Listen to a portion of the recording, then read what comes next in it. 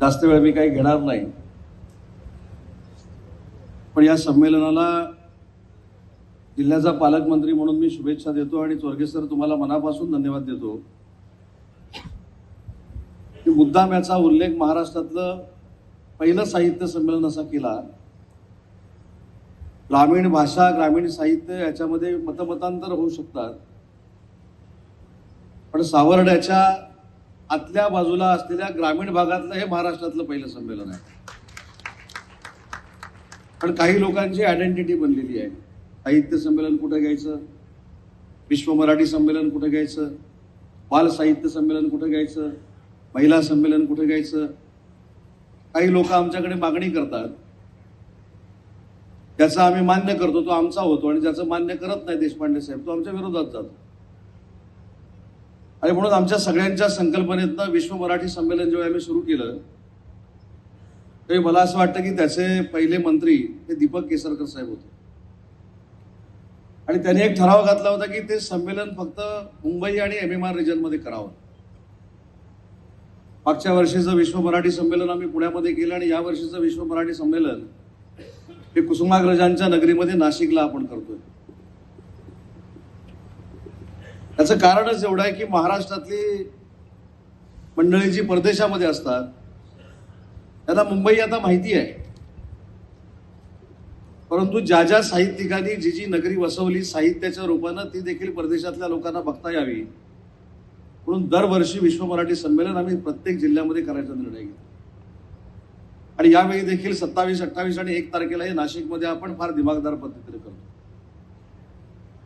मी मगाशी देशपांडे साहेब तुमचं भाषण पूर्ण ऐकलं, म्हणजे मी जरी इथं नसलो तरी कोणाचं कुठं काय चाललंय त्याच्यावर मी चांगली नजर ठेवतो, म्हणून हल्ली 99% मी यशस्वी होतो राजकारणात.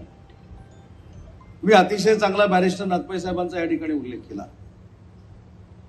खरं तर आम्हाला महामार्ग राज्यकर्त्यांना बॅरिस्टर नाथपै साहेबांनी आखून दिलेला आहे, तर त्याच्यावर आम्ही चाललो तर कोकणाचा विकास नक्की करू शकतो. ही आमच्यामध्ये जर भावना असेल तरच हे घडू शकतं, नाहीतर काही घडू शकत नाही. माझ्या सुदैवानं मी सिंधुदुर्ग जिल्ह्याचा पालकमंत्री होतो, आणि त्यांची एक नात आहे आदिती नावाची, आपल्याला माहित असेल. तिने एक संकल्पना माझ्याकडे मांडली आणि बॅरिस्टर नाथपैंचं स्मारक हे सिंधुदुर्गामध्ये असावं अशा पद्धतीची भूमिका तिने घेतली. आणि मी केलं म्हणून सांगत नाही, पण मी स्वतःला भाग्यवान समजतो की माझ्या सिंधुदुर्गातल्या DPCच्या 2 कोटी रुपयाच्या फंडातनं देशातलं पहिलं बॅरिस्टर नाथपै साहेबांचं स्मारक हे वेंगुर्ल्यामध्ये आम्ही करू शकतो. पण एवढ्यावरच आपण थांबलो नाही. ज्या प्राध्यापक मधु दंडवतेंनी कोकण रेल्वेसाठी योगदान दिलं त्या प्राध्यापक मधु दंडवतेंचं नाव देखील सावंतवाडीमध्ये असलेल्या मुंबई विद्यापीठाच्या उपकेंद्राला असावं ही भूमिका आपण घेतली. आपण सावंतवाडीतच थांबलो नाही, तर ज्या पद्मविभूषण धनंजय किरानी जगातलं सगळ्यात चांगलं अनुवाद केलेलं डॉक्टर बाबासाहेब आंबेडकरांचं इंग्रजीमधलं पुस्तक लिहिलं त्या धनंजय किरानचं नाव आपण पहिल्यांदा रत्नागिरीच्या मुंबई विद्यापीठाच्या उपकेंद्राला दिलं. बरं, हे काय उदय सामंतचा मोठेपणा होण्यासाठी दिलं नाही, पण आमच्या पुढच्या पिढीला धनंजय कीर कोण होते, बॅरिस्टर नाथपै कोण होते, मधु दंडवते कोण होते कळलं तरी पाहिजे. आणि म्हणून माझी मराठी भाषेचा मंत्री म्हणून साहित्यिकांना विनंती आहे की एक मात्र नक्की आहे की साहित्य संमेलनांमध्ये राजकारण्यांचा उद्धार केल्याशिवाय साहित्य संमेलन संपतच नाही. त्याच्यामुळे आम्हाला किती अनन्यसाधारण महत्व आहे साहित्य संमेलनामध्ये हे आपल्या सगळ्यांच्या लक्षात आलं असेल. पण मी अनेक वेळा सांगितलं की राज्यकर्त्यांचा तुमच्यामध्ये हस्तक्षेप अजिबात असणार नाही. आता उद्या माझी नाशिकला मिटिंग आहे पुरस्काराची. मी सदानंद मोरेंना कालच सांगून टाकलं की तुम्ही 5 लोकांनी माझी सही शिल्लक ठेवून जो काही निर्णय घ्याल तो मला मान्य आहे. माझा एकही माणूस स्वतःचा नाही की ज्याला मला पुरस्कार द्यायचा. त्यामुळे अशा गोष्टी जर आपण विभागामध्ये करायला लागलो तर मातृभाषा देखील टिकेल, आणि जे मातृभाषा टिकवण्याच्या गोष्टी करतायत ते देखील टिकतील असं माझं मंत्री म्हणून मत आहे. कदाचित त्याच्यावर फार मोठं त्याला वादंगे म्हणत नाही, पण चौकडी होऊ शकतात. मध्ये एकानं असं लिहिलं की मी अनेक साहित्य संमेलनाला उपस्थित राहतो. त्याचं एक कारण आहे, अडाण्यांचं सरदार होण्यापेक्षा विद्वानांचं गुलाम झालेलं चांगलं असतं. आणि म्हणून मी साहित्य संमेलनाला उपस्थित राहतो आणि विद्वानांकडनं अनेक गोष्टी ऐकून घेतो, पण सगळ्याच करतो अशातला पण भाग नाही. माझ्या मनाला जे पटतं ते मी नक्की करतो. आणि म्हणूनच या महाराष्ट्राच्या इतिहासामध्ये पहिल्यांदा छत्रपती शिवाजी महाराजांच्या नावानं मराठी भाषेचं वैश्विक केंद्र आम्ही लंडनमध्ये करतोय, हा देखील महाराष्ट्राचा अभिमान आहे. कोण गेलं होतं आजपर्यंत JNU मध्ये? जवाहरलाल नेहरू इन्स्टिट्यूट मध्ये राज्यकर्ते जायला साहेब घाबरतात. पोपटराव पवार साहेब माहिती आहे ना. आणि मी ज्यावेळी गेलो तेव्हा मला असं सांगण्यात आलं की मुलं तुम्हाला हाकलून देखील देऊ शकतात. ही सगळी मानसिकता करून घेऊन गेलो होतो. पण तिथे गेल्यानंतर काय केलं की जे महाराष्ट्राच्या इतिहासामध्ये पहिल्यांदा झालं, कुसुमाग्रजांच्या नावानं JNU मध्ये आम्ही अध्यासन केंद्र सुरू केलं आणि छत्रपती शिवाजी महाराजांच्या गनिमी काव्यावर आम्ही अभ्यास सुरू केला. हे पहिल्यांदा इतिहासामध्ये घडलं आणि JNU मध्ये तो आता अभ्यास सुरू झालेला आहे. ती काही टीका करत असतात त्यांच्याकडे काही मी लक्ष देतच नाही.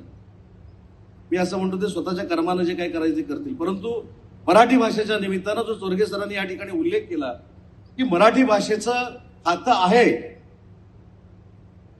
चोरगे सर बहुतेक माईक माझ्यासाठी पण असंच करायला लागलाय, पण मराठी भाषेचं खातं आहे हे सगळ्यात माझ्या दृष्टीनं महत्वाचं खातं आहे. मराठी भाषा भवन आज 100 कोटी रुपये खर्च करून आम्ही गिरगाव चौपाटीवर उभारतोय. साहित्यिकांना अभ्यास करायला कुठं जागा नव्हती, ती शासनाची जागा असावी म्हणून 30 कोटी रुपये खर्च करून आम्ही ऐरोलीमध्ये अतिशय चांगल्या पद्धतीचं उपकेंद्र उभारतो. आणि म्हणून मला असं वाटतं की साहित्यिकांनी, ते खरं तर हे मी बोलण्याचं धाडस करू नये, साहित्य संमेलनांवर जे काय आपण चर्चासत्र ठेवतो, जे काय आपण भाषणं ठेवतो, एवढ्या पुरतं मर्यादित न राहता मराठी भाषा विभागाचे तुम्ही मार्गदर्शक आहात, सल्लागार आहात, म्हणून 365 दिवस आमच्या बरोबर काम केलं पाहिजे. मी आता इथे गवस साहेबांचं भाषण ऐकत होतो. साहित्यिकांमध्ये एक ताकद आहे. चोरगे सरांचं तुम्ही तंतोतंत भाषण जर ऐकलं तर तुमच्या लक्षात आलं असेल. आणि ती ताकद म्हणजे लिखाणाची ताकद आहे. मग अशी इथं राजकारण्यांचा उल्लेख असा देखील करण्यात आला की राजकारणी हे व्यासपीठावर असावेत की नसावेत.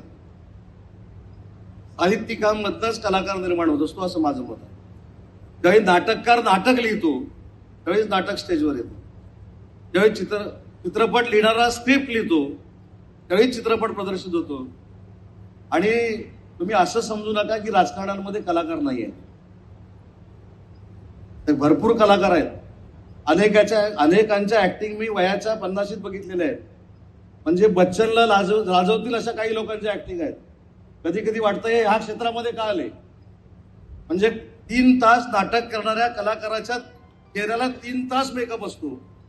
आमच्यामध्ये काही कलाकार असे आहेत जाधव साहेब की सकाळी उठल्यानंतर जो मेकअप लावतात तो रात्री झोपेपर्यंत काढत नाही. कधी कधी तर मेकअप करूनच झोपतात असे देखील आमच्यामध्ये कलाकार आहेत. त्याच्यामुळे कलाकारांची राजकारण्यांमध्ये वानवा नाही, परंतु राजकारण्यांनी साहित्यामध्ये किती ढवळाढवळ करावी हे प्रत्येकानं ठरवून घेतलं पाहिजे. यशवंतराव चव्हाण साहेबांचा उल्लेख या ठिकाणी झाला, ज्याचा मी आवर्जून या ठिकाणी उल्लेख करणार आहे. राज्याचे मुख्यमंत्री यशवंतराव चव्हाण साहेब होते आणि यशवंतराव चव्हाण साहेबांनी एक ऐतिहासिक निर्णय घेतला होता साहित्यिकांसाठी. आणि तो ऐतिहासिक निर्णय काय होता तर मराठी भाषेमध्ये जे साहित्य घडतं, मराठी भाषेमध्ये जे साहित्य लिहिलं जातं ते प्रचंड ताकदीचं आहे, पण त्याचा अनुवाद हा दुसऱ्या भाषेमध्ये जर करायचा असेल तर त्या लेखकाला प्रचंड खर्च येतो. आज मी ती एक आनंदाची गोष्ट सांगतो. ते का विभाग बंद पडला मला माहित नाही, पण या नाशिकच्या विश्व मराठी संमेलनापासून पुन्हा एकदा यशवंतराव चव्हाण साहेबांच्याच नावानं आम्ही अनुवाद समिती पुन्हा एकदा स्थापन करतोय. आणि ज्यांना असं वाटतंय की माझं मराठी साहित्य हिंदीमध्ये गेलं पाहिजे, कन्नडमध्ये गेलं पाहिजे, तामिळी भाषेमध्ये गेलं पाहिजे, त्याला आर्थिक सहाय्य करण्याचं काम आता महाराष्ट्र सरकारचा मराठी विभाग करणार आहे. मग अशी बेळगावच्या प्रश्नावर आपण बोललो. बेळगावच्या प्रश्नावर प्रत्येक साहित्य संमेलनामध्ये ठराव होतो, पण आम्ही राज्यकर्ते म्हणून विचार केला पाहिजे की आम्ही मराठी बांधवांच्या किती मागे आहोत. पण याच्यातलं थोडं श्रेय माझा विभाग घेऊ शकतो.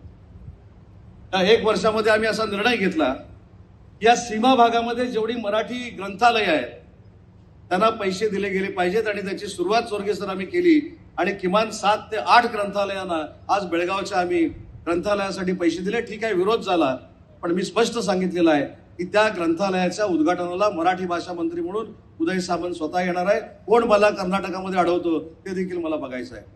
आणि म्हणून या सगळ्या गोष्टीसाठी साहित्यिकांची ताकद लागणार आहे. साहित्यिक क्रांती करू शकतात याची उदाहरणं देखील आपण सगळ्यांनी मिळून दिली. मग ते कृषी क्षेत्रामध्ये असेल, सहकार क्षेत्रामध्ये असेल, कृषी क्षेत्रामध्ये काय करावं याच्यापेक्षा काय करू नये याच्यावर परिसंवाद होणं गरजेचं आहे. आपण प्रत्येक साहित्य संमेलनामध्ये बोलताना आत्महत्येवर बोलतो की विदर्भामध्ये आत्महत्या होतात, पश्चिम महाराष्ट्रामध्ये होतात, कोकणामध्ये होत नाहीत, खानदेशामध्ये होतात. पण त्या आत्महत्या होऊ नये यासाठी परिसंवाद झाले पाहिजेत असं माझं वैयक्तिक मत आहे.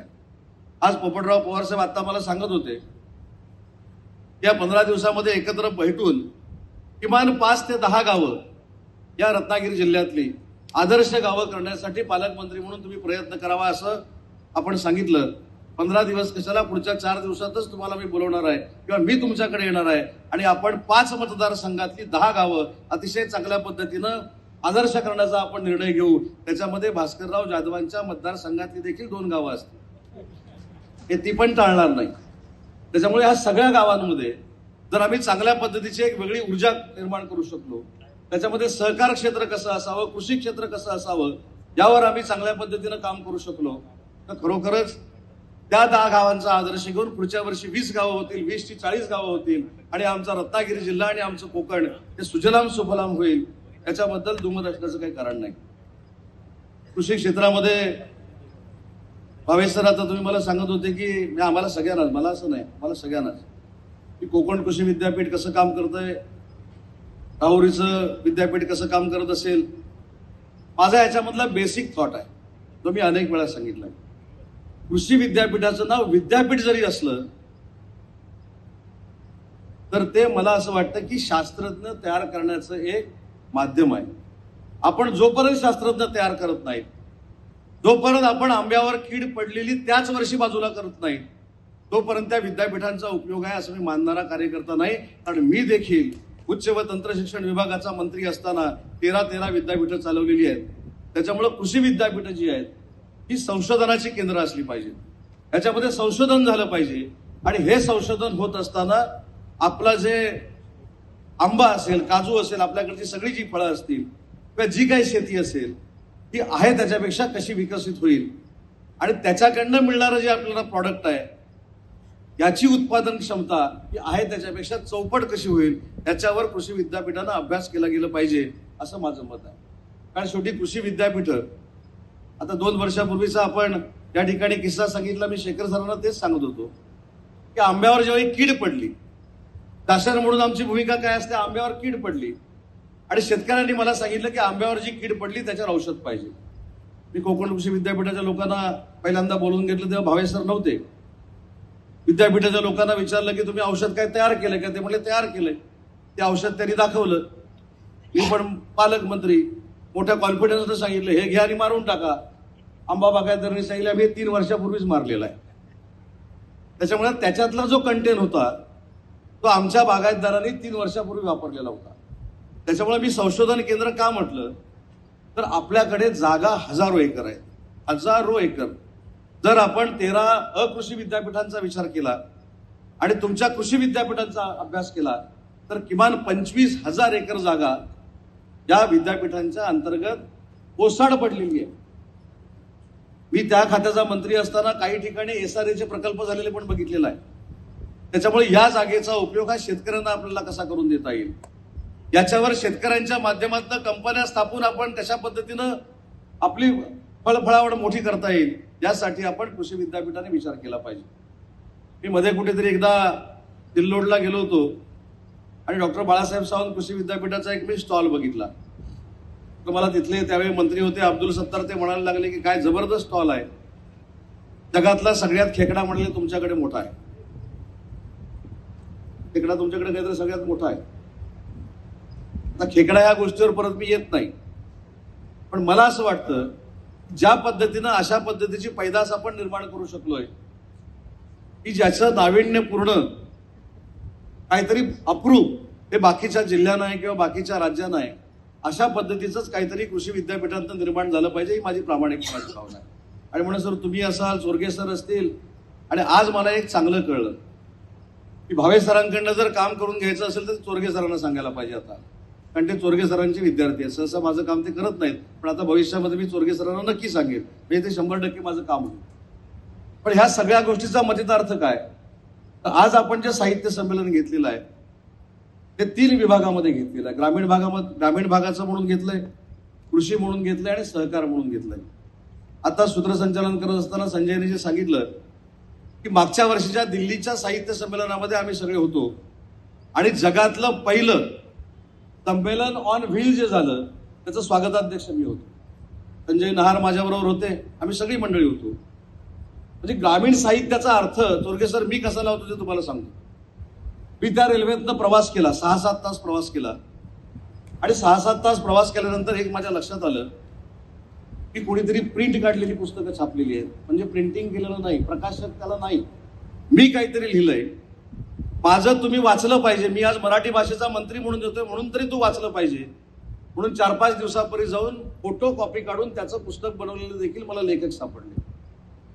कविता संग्रह देखील मला तसे सापडले, आजही माझ्याकडे आहेत. ग्रामीण साहित्य म्हणजे मी असं मानतो की ज्यांची आर्थिक परिस्थिती बेताची आहे पण ते ताकदीनं साहित्य लिहू शकतात ते ग्रामीण साहित्यिक आहेत. मला शहरात काही जायचं नाही, पण असे साहित्यिक मला सापडले आणि ते आजही मला भेटले की सांगतात की तुमच्या बरोबरचा 8 तासाचा 10 तासाचा प्रवास आमचा चांगला झाला. तो कशासाठी चांगला झाला, तर त्यांच्या मते एवढंच होतं की मराठी भाषेचा मंत्री प्रत्येक डब्यामध्ये येऊन 15-15 मिनिटं बसला, बाकी काहीच नाही. आणि त्याच्यामध्ये एक मुलगा मला असं सापडला की ज्याच्या खांद्याला हलगी लागलेली होती, कपडे फाटलेले होते. मी आमच्या काही लोकांना सांगितलं रे बाबा चुकून चढलाय होते आपल्या ट्रेनमध्ये. त्यानं मला विनंती केली की माझा एक फक्त पोवाडा आहे का. मला संगीतातलं जास्त कळतं अशातला भाग नाही, पण ज्यावेळी त्यानं तो पोवाडा म्हटला त्यावेळी त्याचा स्केल हा प्रल्हाद शिंदेच्या वरचा होता. आता प्रल्हाद शिंदेचा स्केल काय होता हे संगीत जाणणाऱ्यांना अतिशय चांगल्या पद्धतीनं माहिती असू शकतं. त्यांच्या पलीकडचा स्केल एखादा ग्रामीण भागातला, खेडेगावातला, वाडीतला मुलगा जर म्हणू शकत असेल तर त्याला काय केलं पाहिजे, तर माझ्यासारख्या कार्यकर्त्यानं त्याला दिल्लीच्या व्यासपीठावर नेलं आणि त्या दिल्लीच्या व्यासपीठावर नेल्यामुळं त्याची जी ग्रामीण कला आहे आज ती भारतभर बघितली जाते, त्याला बोलवलं जातं, त्याच्या आवाजाचा मान सन्मान केला जातो. आणि म्हणून ही सगळी साहित्य जी आहे ही आपण एकत्र करून प्रेझेंट करणं म्हणजेच मला असं वाटतं की साहित्य संमेलन करणं. आणि या साहित्य संमेलनाचा पहिला मान चोरगे सर तुम्ही मिळवलात, त्याबद्दल मनापासून मी धन्यवाद देतो. ज्याला उशीर झाला त्याबद्दल देखील मनापासून जाहीर दिलगिरी आणि जाहीर माफी मागतो. कशामुळे झाला ते देखील जाहीर सांगतो. रत्नागिरीमध्ये आज मिलिटरीचा एक कार्यक्रम होता. कोस्टल म्हणजे समुद्र वाचवण्यासाठी काश्मीरवरनं 130 सायकलिस्ट जे निघालेले आहेत ते रत्नागिरीमध्ये आले होते आणि त्यांच्याबरोबर CISFचे सगळे अधिकारी होते. देशभक्तीपर गाण्यांचा कार्यक्रम होता आणि त्या कार्यक्रमात सर मी जर उठलो असतो तर उद्या परत काही लोकांना संधी चांगली मिळाली असती. म्हणून तुम्ही समजून घेऊ शकता, पण CSSF वाले समजून घेऊ शकत नाही. या उद्देशानं फक्त उशिरा आलो, पण उशिरा आल्यामुळे भावे सर तुम्हाला परिसंवाद ऐकायला मिळाले म्हणून तुम्ही मला धन्यवाद दिले पाहिजे. ते असं मगाशी म्हटलं की उशिरा आल्यामुळे तुम्हाला परिसंवाद बघायला मिळाले, ऐकायला मला तुम्ही धन्यवाद दिले पाहिजे. मला माहित होतं की यावेळी आपल्याला भावे सरांना काही करून 2 तास परिसंवाद ऐकायला लावायचेच आहेत. देशपांडे साहेब तुमचं भाषण ऐकायला लावायचंच आहे, म्हणूनच मी उशिरा आलो असं समजा. पण भावे सर तुम्ही ज्या इच्छा या ठिकाणी मांडल्या तुम्हाला देखील धन्यवाद देतो की साहित्यिकाने लिहित असताना सकारात्मक देखील लिहिण्याची गरज आहे. आणि ते सकारात्मक कोकणच्या दृष्टीनं आपण काय लिहावं, तर आत्महत्येचा प्रश्न तर ठीकच आहे, पण आजही आमच्याकडे करवंद आहे, आजही आमच्याकडे जांभळं आहे, आजही आमच्याकडे समुद्र आहे, आजही आमच्याकडे निसर्गरम्य वातावरण आहे. कॅलिफोर्नियावर आपण बोलतो, कधीतरी उद्योग मंत्री म्हणून एकदा जाण्याची संधी मिळाली होती, पण जबाबदारीनं सांगतो कॅलिफोर्निया कोकणच्या 10% देखील नाही, 10% देखील नाही. कोकण हा निसर्गरम्य आहे, कॅलिफोर्निया आर्टिफिशियल आहे. त्याच्यामुळं निसर्ग जो आपल्याला परमेश्वरानं वरदान म्हणून दिलेला आहे तो टिकवणं हीच संकल्पना कदाचित चोरगे सरांची असावी. म्हणून या साहित्य संमेलनाचं आयोजन सर तुम्ही केलं. पुन्हा एकदा तुम्हाला या संमेलनाच्या बाबतीमध्ये